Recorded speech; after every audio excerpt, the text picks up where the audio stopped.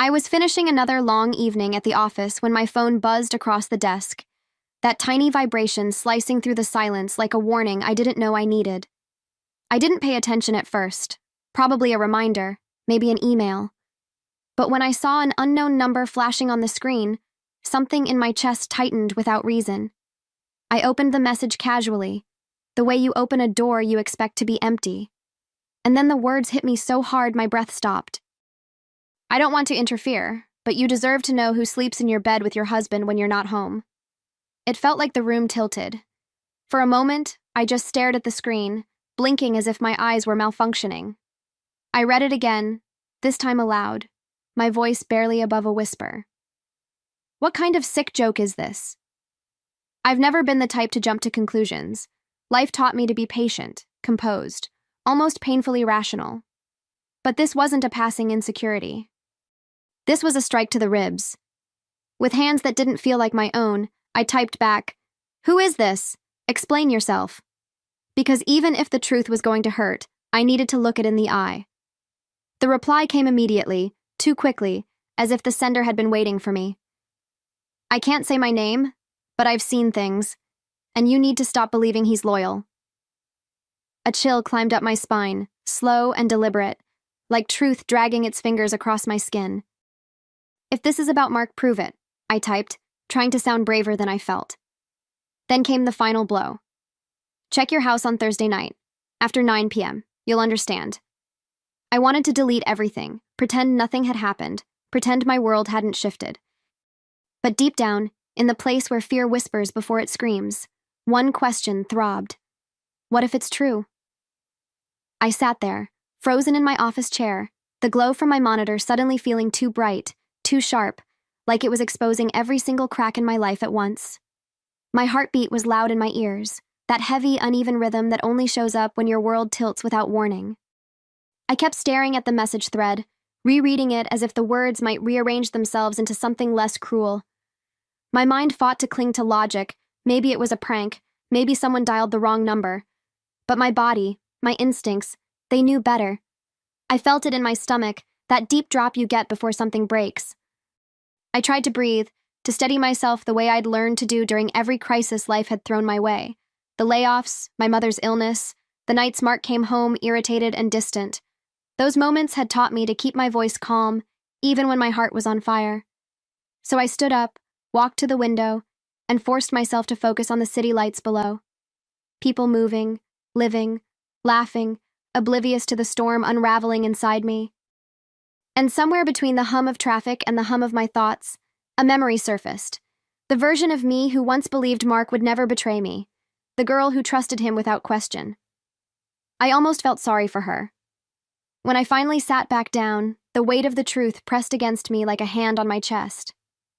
Thursday, after 9 p.m. It wasn't just a time. It was a threat, a promise, a collision point I didn't ask for. My fingers hovered over my phone, tempted to call Mark right then, to demand an explanation, to force honesty out of him like squeezing juice from a stone. But something held me back. Something cold, quiet, and unshakable. I needed to see it. To know, not guess. And in that moment, as painful as it was, I understood something that made my heart ache. The fact that I didn't delete the message meant a part of me already believed it. I gathered my things slowly, almost mechanically, as if moving too fast would make everything collapse around me. My purse felt heavier than usual, my keys colder in my hand, and even the hallway lights in the office seemed harsher, like they were spotlighting my confusion. On the elevator ride down, I stared at my reflection in the mirrored walls. My eyes looked tired, unsettled, searching for answers I didn't have yet. And the whole time that message echoed in my head, each word hitting like a small spark. You deserve to know. It clung to me, stubborn as smoke. When I reached the parking lot, the night air wrapped around me, cool and grounding.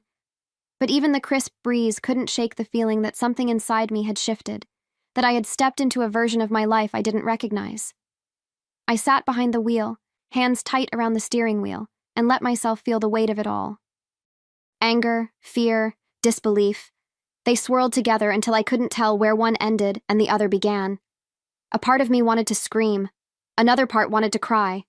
And yet, I did neither. I just breathed, slow, controlled, like I was bracing for a storm I already saw forming. And as I drove home, the streetlights flickering across my windshield, a quiet resolve settled over me, not loud or dramatic, but steady, like a thread pulling everything taut. If someone out there knew something about my life, about my marriage, then I needed to see the truth with my own eyes. I wasn't ready to face what Thursday might reveal, but pretending ignorance suddenly felt far worse than confronting reality. By the time I pulled into my driveway, one thought had taken root so deeply it almost hurt to acknowledge. Whatever was waiting for me on Thursday night might change everything. The next 2 days dragged by like wet sand, heavy and impossible to move through. Every little thing Mark did, every word, every gesture, felt like it carried a hidden meaning, as if I were suddenly watching my own life from the outside. I tried to act normal, tried to keep my voice light, but inside I was cataloging everything. And what terrified me most wasn't the message anymore. It was how easily the pieces started falling into place.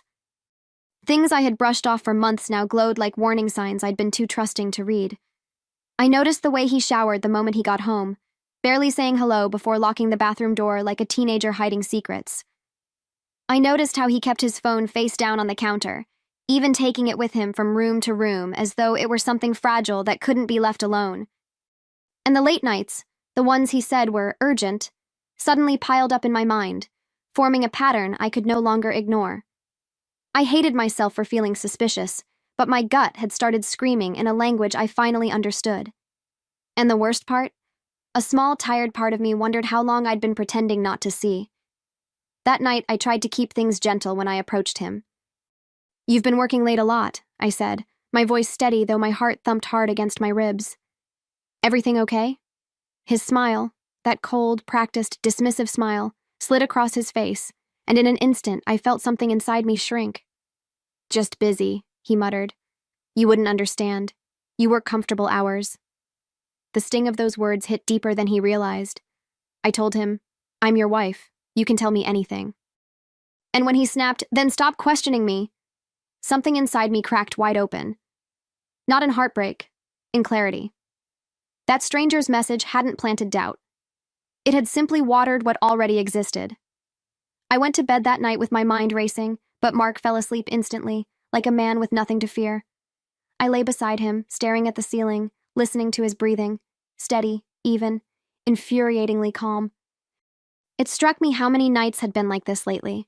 Me, awake with unspoken worries, him, drifting off untouched by the distance growing between us. I turned to look at him in the dim glow from the streetlight outside, and for the first time in years, he looked like a stranger wearing my husband's face. That realization sat heavy on my chest. The next morning, I paid attention to every detail.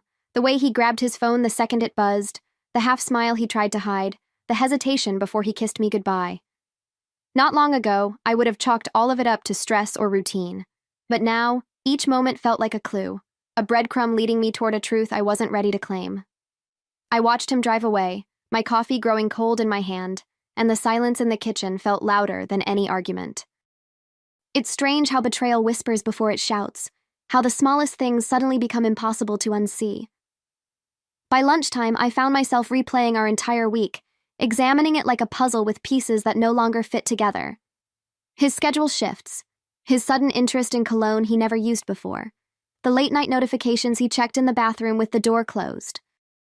I kept telling myself I was overthinking, that one message shouldn't overturn years of marriage, but deep down, I knew denial had been my refuge for too long. Something was happening behind my back, something real. And as much as it hurt to admit, I felt myself bracing for Thursday night, like someone preparing for a reality that would change everything. By the time evening rolled around, my nerves were stretched thin, like a wire pulled too tight. I tried distracting myself with work, dinner, anything, but every time my phone buzzed, my heart lurched, as if the truth might be hiding on the other side of the screen. When Mark walked through the door, he barely looked at me before muttering something about being exhausted. No hug, no warmth, just distance, thick and suffocating. Suddenly, the home we'd built together felt foreign, like a stage where he was performing a version of our marriage he no longer believed in. After dinner, I pretended everything was normal, but inside I was studying him like a photograph. Every behavior, every choice, every flicker of emotion across his face. When he said he was heading to bed early, I nodded, even though suspicion curled tight in my stomach. I watched him walk down the hallway, the sound of his footsteps fading, and I felt this strange mixture of dread and determination settle over me. I didn't want to be the wife who snooped, who checked pockets or scrolled through messages, but I also didn't want to be the woman who ignored her own intuition, and right then, my intuition felt louder than my heartbeat.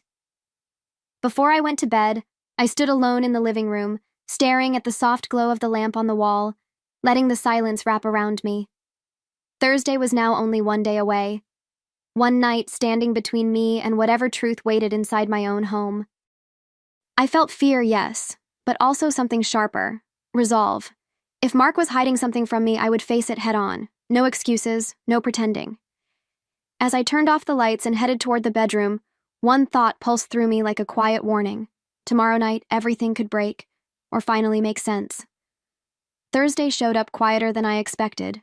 No big sign, no sudden lightning bolt. Just a normal morning pretending to be normal.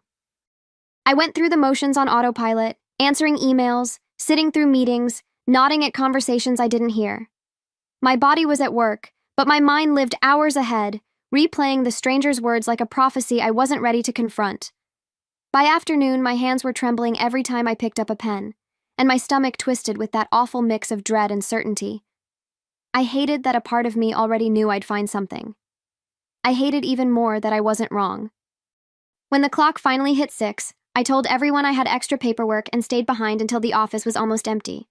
Not because I needed to, but because I needed a believable alibi. I sat there in the quiet, staring at the dim glow of the exit sign, wondering how my life had come to this moment. Me, afraid to walk into my own home. Me, planning my steps like a detective instead of a wife. And underneath all of it, the old memories tugged. The night Mark proposed, the way he used to hold me, the promises we made without imagining they'd ever be tested. Those memories stung like tiny cuts, sharp and relentless. By the time I walked out and got into my car, the sky had already darkened, swallowing the last hint of daylight. I drove 2 blocks from home and parked, every nerve in my body buzzing. My heart pounded so hard it felt like it echoed through the empty street. I checked the time, 9:12 p.m., and then I saw it. The soft glow of our bedroom lights flickering on through the curtains. My breath hitched. It wasn't an accident, or a misunderstanding, or paranoia. The truth was unfolding right in front of me. And as I stepped out of the car and walked toward the back door, the one he always forgot to lock, a chilling thought rose inside me. This was the moment my life split in two. The backyard felt darker than usual, as if the night itself knew what I was walking into. Every step I took was slow, deliberate, the kind of movement you make when you're afraid the world might shatter under your feet. The grass brushed against my ankles, cool and damp, grounding me just enough to keep going. When I reached the back door, my hand hovered over the doorknob, trembling. And just like every other Thursday, it turned effortlessly under my fingers. Unlocked. Always unlocked. I swallowed hard, feeling a wave of nausea wash over me as I slipped quietly inside. The house smelled different, faint perfume mixed with something warm and unfamiliar, a scent that did not belong to me. I paused in the hallway, pressing my back against the wall, listening. At first, all I heard was my heartbeat, loud and chaotic, but then, voices. A low murmur, a woman's laugh, bright and comfortable, like she belonged here. And then Mark's voice, that soft, indulgent tone I hadn't heard directed at me in months. Relax. She'll never know. I felt something inside me go completely still, like a flame snuffed out in an instant. The truth wasn't coming. It was already here, alive and breathing in my home. My legs carried me down the hallway before my mind even agreed to move. Each step felt like walking through thick fog, heavy and unreal, but the voices grew clearer with every inch. My heart pounded so violently I could feel it in my fingertips. I reached the bedroom door, our bedroom door, and for a second I just stood there, staring at the wood grain, imagining 100 different outcomes, but nothing could have prepared me for the one awaiting on the other side. With a breath that hurt on the way in, I pushed the door open, and the world I knew, the life I had held together with both hands, split clean down the middle. The moment the door swung open, everything inside me went silent, not calm, not numb, just a deep, eerie silence that felt nothing like peace. Mark jumped up instantly, scrambling for the blanket, eyes wide and naked in every sense of the word. "Mia, what the hell are you doing here?" he shouted, like I was the one who didn't belong. The woman beside him gasped, clutching the sheets to her chest, her face twisting into panic. And there I stood, in the doorway of my own bedroom, staring at the betrayal I had only imagined until now. Seeing it was worse. Seeing it made the air taste metallic. I didn't scream. I didn't cry. My body didn't even shake the way I expected it to. Instead, a strange calm washed over me. Cold, steady, almost frightening. "Checking my bed," I said, my voice so controlled it surprised even me. Since apparently I haven't been the only one sleeping in it. Mark stumbled over some excuse, classic and pathetic. "It's not what it looks like," he stammered. "It looks exactly like what it is," I cut back, the words rolling out of me with a finality that felt heavy and true. He tried to get closer, reaching out like I still belonged in his arms, but I stepped back. Not from fear, from refusal. For a heartbeat, everything froze. The room, the air, my future, all suspended between the woman I had been and the woman I was becoming in real time. I could have unleashed every emotion burning inside me, the heartbreak, the humiliation, the anger, but something deeper took the wheel, something steadier than fury. I looked at him, really looked, and realized this moment wasn't the destruction of my life. It was the revelation of his. And standing in that doorway, I knew one thing with absolute certainty. This wasn't the end. This was the beginning of whatever came next. I stood there longer than I should have, taking in the scene, the sheets tangled around their bodies, the stunned expressions, the room that once held my laughter now echoing with betrayal. And yet, inside me, everything felt strangely steady, as if the emotional earthquake had already happened days ago when that message first appeared. Now I was just walking through the ruins, seeing the damage up close. I drew a breath, slow and measured, and heard myself say, "Both of you, get out." My voice didn't shake, my hands didn't tremble. It was the calmest I'd felt in weeks, and that alone told me everything I needed to know. Mark tried to talk his way out, of course he did, reaching for excuses like they were lifelines. "Mia, listen, we can work through this. You're overreacting." Overreacting. The word hit me like a slap, but not because it hurt, because it was predictable. It was the same tone he used when dismissing every concern I'd swallowed over the years. I looked at him, truly looked at him, and realized how small he seemed now, how diminished. "Take your overreaction and leave," I said, each word crisp, deliberate. The other woman mumbled something about him saying our marriage was basically over, and a cold, clear truth settled over me like armor. "He said that because he needed a place to sleep," I replied, my voice calm as glass. "Now get out of mine." I watched them scramble, tripping over their clothes, rushing toward the door like the house was on fire. Maybe for them, it was. When the front door slammed shut, the silence that followed wasn't painful. It was grounding.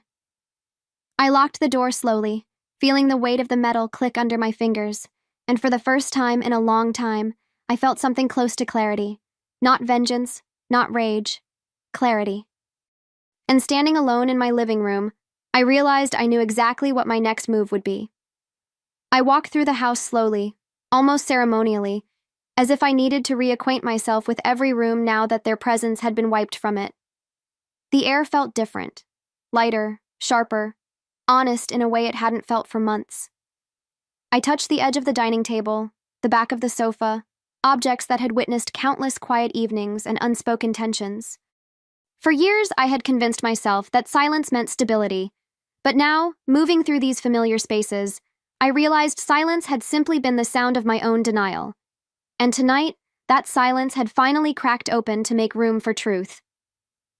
I walked into the bedroom, the same room I had just caught him desecrating, but this time, I entered not as a wife desperate for answers, but as a woman reclaiming her ground. The sheets were still messy, a reminder of what he'd chosen and what I was releasing. I didn't touch them. Instead, I opened the window and let the cold night air sweep in, clearing out the lingering scent of betrayal. The chill hit my skin, but it felt cleansing. For the first time in a long while, I wasn't trying to hold anything together. I wasn't making excuses for him. I wasn't trying to fix what someone else had broken on purpose. I was simply done. I sat on the edge of the bed and let the weight of the moment settle, not with heaviness, but with quiet understanding. My heart didn't feel shattered, it felt sharpened. The tears I thought would come never did. Instead, a calm certainty spread through me, warm and steady. I knew this wasn't the kind of wound you hide or nurse quietly. This was the kind that demanded a response, a plan, a choice that would shift everything moving forward.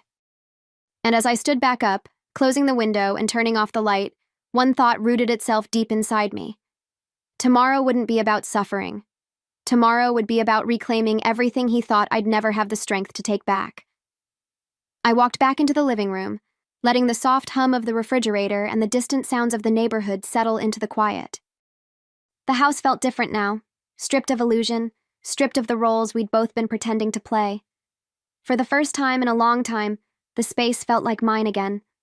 I poured myself a glass of water, and as I took a sip, I caught my reflection in the window.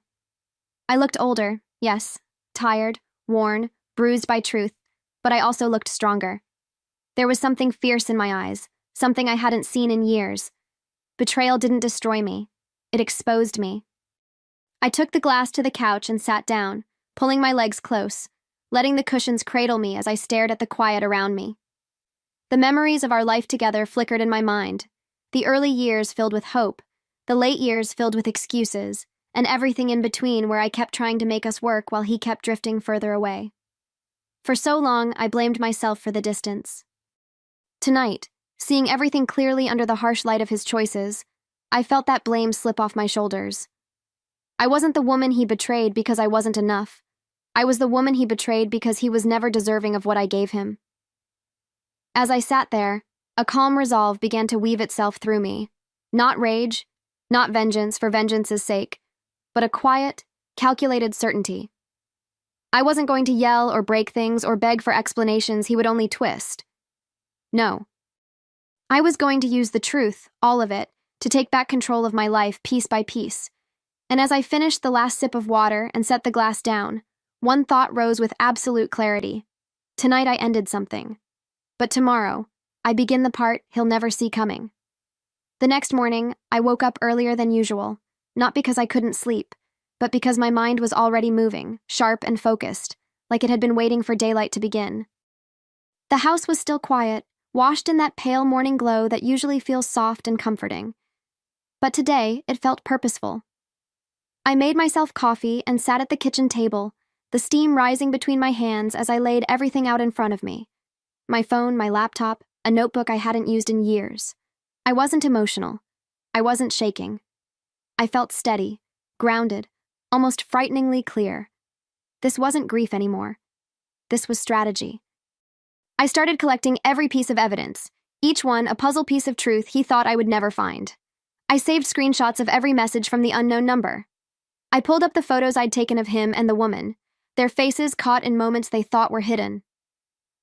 I opened our bank statements and saw the transfers he'd tried to tuck away, the money he had been moving without a word. My heart didn't ache as I scrolled through them. If anything, I felt lighter with every click. Betrayal hurts. But proof? Proof is power. And I was gathering enough to bury the last remnants of the life he tried to manipulate. By 9 o'clock, I was walking into a divorce lawyer's office, a place I never imagined I'd step foot in, yet somehow felt destined to be. The lawyer looked up from her desk, calm and competent, and asked what brought me in. I didn't stutter. "I want to file today," I said, placing the stack of evidence in front of her. As she scanned through the documents, she raised an eyebrow. "Do you want the adultery clause to apply?" A slow, controlled smile tugged at the corner of my mouth. "Oh yes," I replied. "I want him to pay for everything he did." And for the first time since this nightmare began, I felt something warm bloom inside my chest. Victory. The lawyer worked quickly, flipping through the prenup Mark had been so confident drafting years ago, back when he thought he would always hold the upper hand. Seeing his own arrogance come back to haunt him was almost poetic, because there it was, in black and white. If he cheated, I got the house, the car, and 70% of our joint assets.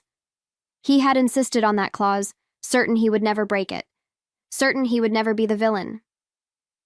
And now, watching the lawyer highlight those exact lines, I felt a calm satisfaction settle into my bones. He had built his own trap. I was simply walking him into it. When everything was ready, the lawyer handed me the finalized documents, and I felt the weight of them in my hands. Not heavy, but decisive, like holding the key to a door I'd been too afraid to open. I thanked her and stepped outside, the sunlight hitting me with a clarity that almost stung. I wasn't the same woman who had walked into that office. I had walked in wounded. I walked out armed. I drove straight to Mark's office, the papers in my bag, my heartbeat steady. Not nervous. Not uncertain, just ready. Ready in a way I hadn't felt in years. When I walked through his office door, his face twisted the moment he saw me. Confusion first, then panic, then anger trying to mask the fear. I didn't sit. I didn't smile. I simply placed the papers on his desk. "Are you insane?" he barked. "You're ruining us." I met his gaze without blinking. "No, Mark. You ruined everything. I'm just finishing the job." His mouth fell open, the way it always did when he realized he'd lost control of the narrative. "Mia, don't do this, please," he started, but his voice cracked in all the places mine no longer did. And as he begged, I felt nothing but the quiet justice of consequences finally catching up to him. I picked up the papers from his desk and tapped them once, lightly, just to break the air between us. "Save your apologies for the next woman you betray," I said, my voice steady, almost gentle, the kind of gentleness that comes only after you're completely done with someone. His face crumpled, anger and desperation knotting together in an expression I had never seen on him before, but it didn't move me, not anymore. I turned and walked toward the door, each step firm, each breath lighter than the last. My heels clicked against the floor, a rhythm that felt like a declaration, a new chapter announcing itself with every step. As I pushed open the door, I heard him call my name, the sound sharp and pleading, echoing down the hallway. I didn't stop. I didn't look back. For years, I had carried the weight of his moods, his excuses, his silent punishments. Now the only thing I carried was my own dignity. And God, it felt freeing. When I reached the elevator and the doors slid shut, I caught a glimpse of myself in the metal reflection. I didn't look broken. I looked awake. Awake in a way betrayal often forces a woman to become. Walking out of that building felt like stepping out of a life that was never really mine, not fully. The sunlight felt different on my skin, warmer somehow, as if the universe itself was acknowledging the shift. I breathed in, long and steady, and for the first time since all this began, I felt the certainty of something new forming in front of me. He had taken so much from me, but in the end, I took back something far more important: myself. And as I walked toward my car, the future didn't feel frightening anymore. It felt wide open. 2 months later, my home feels like a completely different place. Not because I changed the furniture or painted the walls, but because the air inside it finally feels peaceful. I wake up without knots in my stomach, without rehearsing arguments in my head, without wondering why the man beside me feels so far away. Now, when sunlight filters through the curtains in the morning, it feels like a soft invitation instead of a reminder of everything I was avoiding. Healing isn't loud. It's quiet, steady, patient, and it found me slowly in the little routines I rebuilt from scratch. One afternoon, while I was organizing the living room, my phone buzzed. I glanced at the screen, expecting a reminder or a friend, but my breath caught when I saw the same unknown number that had shattered my world months ago. For a second, fear flickered through me, a ghost of the woman I used to be. But when I opened the message, it wasn't a warning. It was closure. "Did you get the clarity you deserved?" it read. I felt a strange softness bloom inside me, something like gratitude mixed with relief. I typed back, "Yes, thank you, whoever you are." A moment later, another message appeared. "I was the neighbor. I saw a different woman entering your house every week. I couldn't stay silent." I let the phone rest in my hand as I absorbed that truth. A stranger had cared enough to tell me what the man I lived with wouldn't. And instead of anger, I felt peace settling into place. This chapter of my life was closing gently, without bitterness, without rage, just a quiet understanding of how necessary the truth had been. I smiled, small but genuine, feeling the last thread of the past loosen its grip on me as I prepared to step forward into my new beginning. I typed one final message. Thank you for having the courage I didn't know I needed. And then I blocked the number, not out of anger or resentment, but out of closure. Some doors aren't meant to stay open forever, even if the people behind them changed our lives. I set the phone down on the coffee table and took a slow breath, letting the silence of the house settle around me like a warm blanket. There was no tension hiding in the corners anymore, no secrets clinging to the walls. Just peace. A peace I hadn't realized I'd been starving for.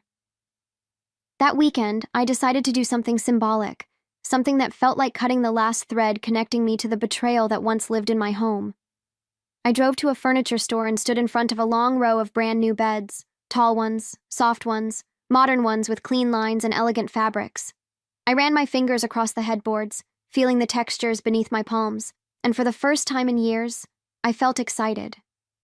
Not anxious, not uncertain, excited. This was more than buying furniture. It was reclaiming space, reclaiming rest, reclaiming ownership over the place where I lay my head at night. I chose a bed that felt like me, not the me I had been in my marriage, but the woman I was becoming. Stronger, softer, untethered. When the delivery truck brought it to my home, I watched the old bed being carried out, piece by piece, like the last remnants of a story that no longer belonged to me. And when the new one was finally assembled, sitting pristine and warm in the center of my room, I felt something shift inside my chest. A new beginning doesn't always arrive with fireworks. Sometimes it arrives in the quiet arrangement of pillows on a bed that will only ever hold peace. That night, I stood by the doorway of my bedroom, looking at the new bed waiting for me. Untouched, unshared, unshadowed by lies. The soft lamplight fell across the room in a warm glow, and for a moment, I just breathed it in. This wasn't the bedroom where my heart was broken anymore. It wasn't the place where betrayal lingered in the sheets, or where silence felt like a punishment. It was mine. Every corner, every fabric, every inch of it finally felt like it belonged to the woman I had fought so hard to become. I placed the pillows gently, taking my time, smoothing the covers the way someone does when they're savoring a moment rather than rushing through it. Only peace sleeps here now, I whispered to myself. And saying it aloud made something deep inside me settle, a final click, like a lock sliding into place. The weight of everything I had carried, everything I had survived, felt like it lifted from my shoulders in one long, quiet exhale. Not because I forgot, but because I finally understood. The past didn't need to be rewritten. It just needed to be closed. I climbed into the new bed, letting the mattress cradle me, soft and supportive in a way I hadn't realized I needed. The room felt calm, not the fragile calm of pretending everything was fine, but the sturdy, honest calm that comes after choosing yourself. As I lay there, eyes drifting shut, I felt the comforting truth settle over me. This was the beginning of a life I didn't know I was brave enough to claim. A life built on clarity, dignity, and freedom. And wrapped in that quiet, steady peace, I finally stepped fully into my new beginning.